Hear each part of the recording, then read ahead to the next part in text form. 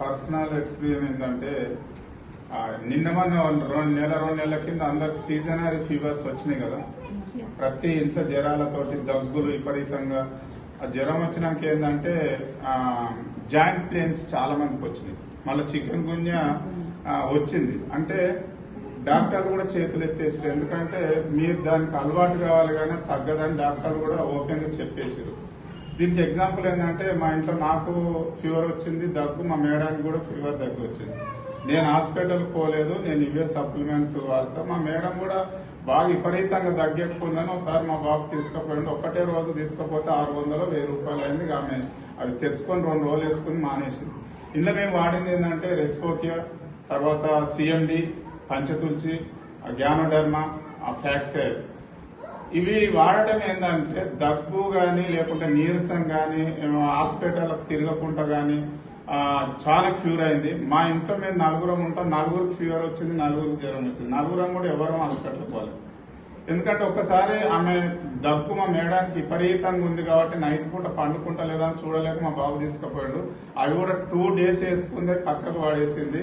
Next ఏంటంటే sugar కి చాలా మందికి, నాకు కూడా షుగరే, నేను ఈ బిజినెస్ లోకి వచ్చింది కూడా షుగర్ సప్లిమెంట్స్ వాడాను.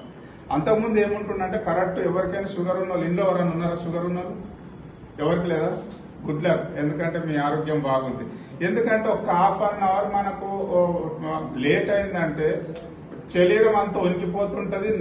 నాలుక ఏంటంటే గట్టిగా అయిపోతుంటది, అంటే మత్తబట్టినట్టు మందమైనట్టు అనిపిస్తుంటది మనకు.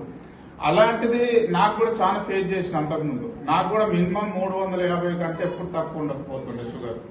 ఇప్పుడు ఏంటంటే టైం టు టైం తినాలి. షుగర్ ఉన్న వాళ్ళు కంపల్సరీ కనీసం ఒక 2 బిస్కెట్లు అనేది తిని నీళ్లు తాగాలి. అది డాక్టర్లు కూడా చెప్తారు. ఇప్పుడు ఏంటంటే రీసెంట్ గా నేను కొన్ని 100 కిలోమీటర్లు ట్రావెల్ చేస్తున్నా. రీసెంట్ నేను పొద్దుగాల మార్నింగ్ ఇంట్లో టిఫిన్ చేసిపోయిందంటే మళ్ళీ నైట్ వచ్చి డిన్నర్ అవుతుంది. ఈ వారంలో కనీసం నేను 3 సార్లు కరెక్ట్ టైం ఫుడ్ తినగవచ్చు. మొత్తం పొద్దుగాల టిఫిన్ చేసిపోతే నైట్ వచ్చే డిన్నర్ అవుతుంది. మధ్యలో ఏం లేదు, కనీసం టిఫిన్ గానీ ఏం లేక మంచినీళ్ళు తాకుండా. అయినా కూడా ఎంత యాక్టివ్ గా ఎంత ఇదిగున్నా గ్యాస్ ఫామ్ కాకుండా షుగర్ లెవెల్స్ పెరగకుండా అంటే దానికి రీజన్ ఏంటంటే సప్లిమెంట్స్. చాలా మంది ఏమంటారు అంటే ఈ సైడ్ ఎఫెక్ట్స్ వస్తుందా? ఇప్పుడు మెడిసిన్ వాడడానికి పర్సెంట్ ఎవరైనా ఉన్నారంటే ప్రతి ఒక్కరు ఏదో హెడ్ఏక్ గానీ జ్వరానికి గానీ ఏదో ఒకటి, చిన్నపిల్లల కానుంచి పెద్దవాళ్ళ దాకా అందరూ వాడతారు. కానీ అక్కడ అడుగుతాం మనకి సైడ్ ఎఫెక్ట్స్ వస్తుందని. డాక్టర్ ఆల్రెడీ చెప్తాడు షుగర్ టాబ్లెట్స్ గానీ లేకుంటే థైరాయిడ్ గానీ ఐబీబీ గానీ లో బీబీ గానీ ఎవరు రెగ్యులర్ గా వాడతారో ప్రతి 3 నెలలకు ఒకసారి టాబ్లెట్ చేంజ్ చేసుకుంటారు. అది అంటే దాని ఎంజీ ఎక్కువ గానీ తక్కువ గానీ టాబ్లెట్ కంపెనీ గానీ ఎంజీ అని చేంజ్ చేస్తుంటారు. ఎందుకంటే వాళ్ళు చెప్తారు దీంతో సైడ్ ఎఫెక్ట్స్ ఉంటుంది, ఎక్కువ వాడొద్దని. కానీ అయినా కూడా మనం దానికే బానిసాయం. ఇవి అంత న్యాచురల్ అండి. మనం తీసుకునే కూరగాయలు, ఫ్రూట్స్, ఆకుకూరలు, పండ్లు, కొన్ని చెట్ల మూలికలు, మన ఇంట్లో వాడుకునే మసాలా దినుసులతోటి కూడా మన సప్లిమెంట్స్ తయారవుతున్నాయి.